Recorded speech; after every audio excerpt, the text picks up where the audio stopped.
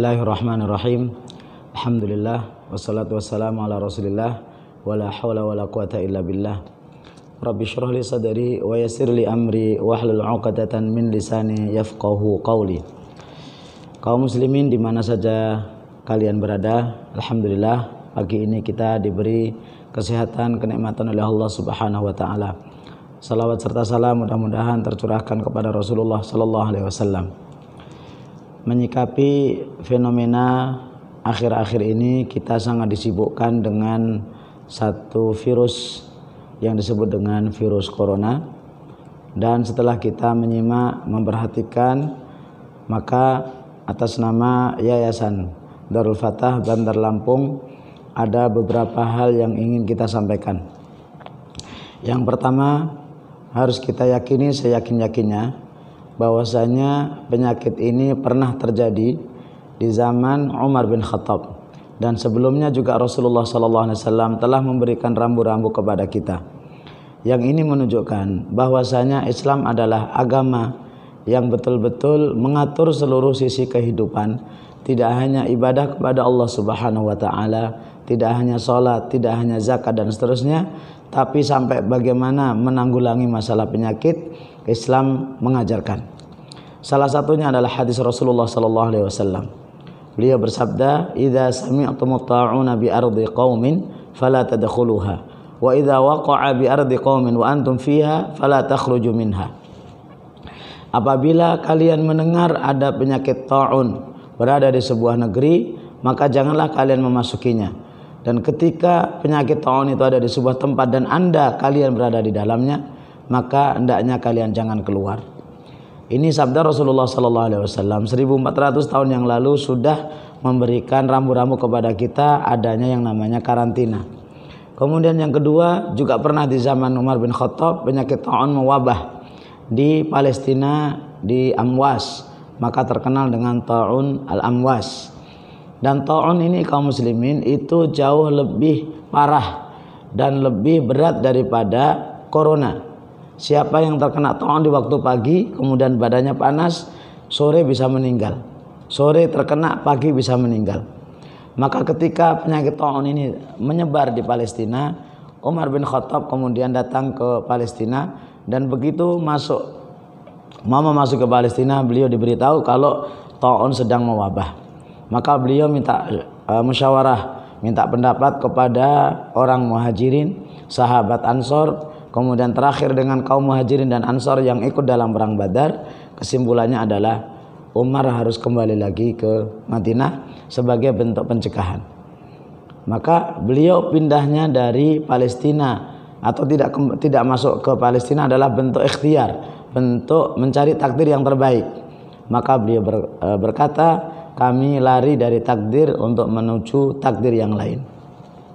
Ini yang pertama, menunjukkan bahwasanya Islam adalah agama yang mengatur seluruh sisi kehidupan.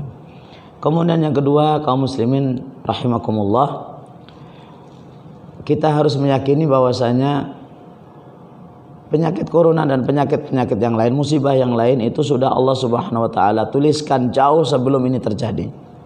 Allah Subhanahu wa taala berfirman, "Ma asaba min musibatin fil ardi wala fi anfusikum illa fi kitabim min qabli an nabra'aha." Qatadah, seorang ahli tafsir, bisa kita baca di dalam tafsir Ibnu Katsir, mengatakan musibah yang di bumi itu adalah as-sinin, yaitu kemarau, dan musibah fi anfusikum di dalam kalian adalah al-auja' wal amrad, penyakit. Maka sesungguhnya penyakit ini adalah bagian daripada takdir Allah Subhanahu wa taala yang harus kita terima. Maka wabah corona itu meyakinkan kepada kita akan adanya iman kepada qada dan qadar kepada Allah Subhanahu wa taala. Kemudian sikap kita yang ketiga, masyarul muslimin rahimakumullah, penyakit apapun itu adalah bagian daripada teguran Allah Subhanahu wa taala. Untuk itu Yayasan Darul Fatah mengajak seluruh kaum muslimin untuk bermuhasabah, melihat diri sendiri sejauh mana kedekatan kita kepada Allah Subhanahu wa taala. Inilah kesempatan yang paling baik sebelum terlambat, sebelum kematian menjemput kita kembali kepada Allah Subhanahu wa taala, kita bermuhasabah, pastilah corona itu salah satu cara Allah Subhanahu wa taala menegur akan kelalaian kita kepada Allah, kemaksiatan kita kepada Allah Subhanahu wa taala. Zaharal fasadu fil barri wal bahri bima kasabat aydin nasi liyudhiqahum ba'dalladzi 'amilu la'allahum yarji'un.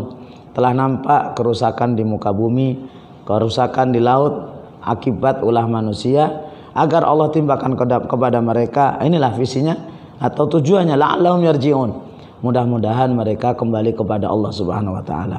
Maka dengan adanya penyakit ini kita kembali kepada Allah Subhanahu wa taala dengan cara yang benar. Jangan sampai musibah ini justru malah melanggar syariat. Betapa kita lihat dari dulu Islam mengajarkan kepada kita untuk membersihkan tangan itu dengan memperbanyak berwudu. Kenapa baru sekarang kita membersihkan tangan, tapi bukan untuk berwudu, tapi takut kepada corona, sementara api neraka tidak kita takuti. Dari dulu Rasulullah SAW mengajarkan kepada kita, janganlah laki-laki dan perempuan itu bersentuhan tangan. Kenapa baru sekarang orang tidak mau bersentuhan tangan? Khawatir karena corona, bukan khawatir karena takut azab Allah Subhanahu wa taala. Kemudian yang ketiga, langkah kita untuk mencegah itu, Rasulullah SAW sudah memberikan amalan kepada kita. Di antaranya yang pertama adalah setiap pagi dan sore kita membaca doa Bismillahilladzi la yadurru ma'asmihi syai'un fil ardi wala fis sama'i wa huwas sami'ul alim, dibaca 3 kali setelah salat subuh dan dibaca sore 3 kali. Insyaallah ketika itu kita rutinkan untuk kita baca, tidak ada yang membahayakan di langit dan di bumi. Oleh karena itu ajak keluarga kita, istri kita, anak kita, tetangga kita untuk membaca doa ini. Tidak lebih dari 30 detik doa ini dibaca selesai selepas sholat subuh dan selepas sholat asar atau sholat maghrib. Kemudian yang kedua, ma'asyiral muslimin rahimakumullah, banyak memohon dan meminta kepada Allah Subhanahu wa taala agar dijauhkan dari berbagai macam mara bahaya, dari berbagai macam penyakit. Di antaranya Rasulullah SAW berdoa dalam hadis Abu Dawud, Allahumma inni a'udzubika minal barasi wal jununi wal judami wa min sayyi'il asqam. Itu salah satu doa yang bisa kita baca kepada Allah Subhanahu wa taala agar Allah lindungi kita dari berbagai macam penyakit, penyakit belang, penyakit gila dan berbagai macam penyakit yang lainnya.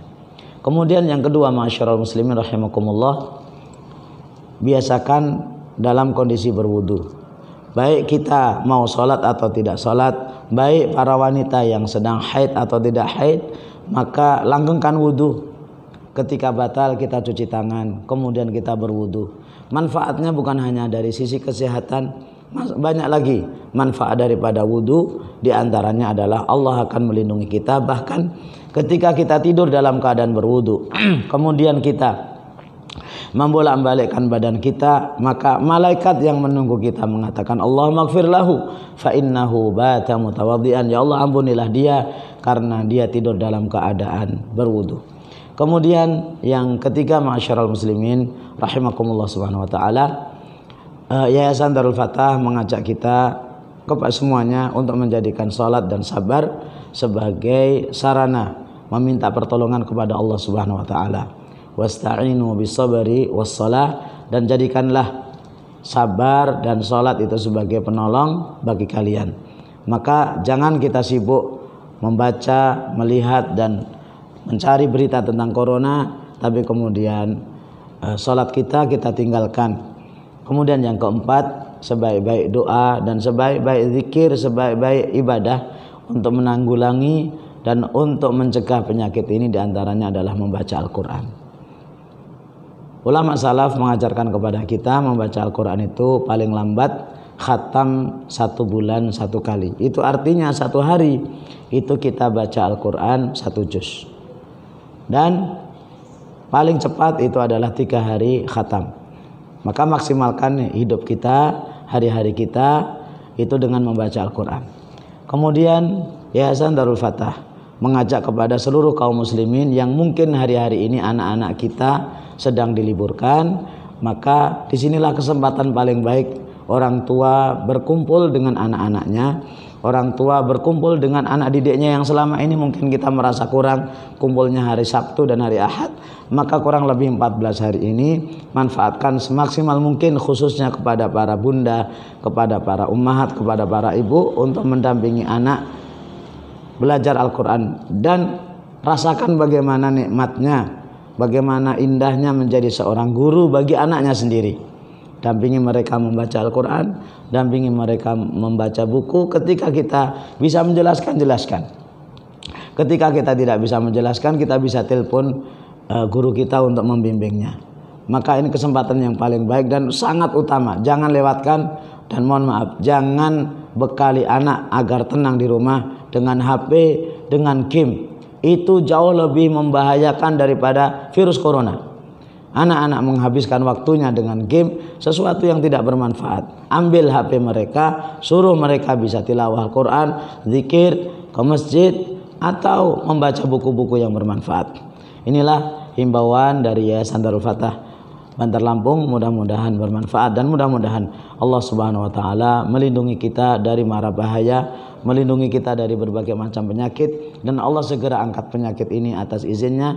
Innahu waliyudzalika qadirun alaihi. Subhanakallahumma bihamdika asyhadu an la ilaha illa anta astaghfiruka wa atubu ilaik. Wassalamualaikum warahmatullahi wabarakatuh.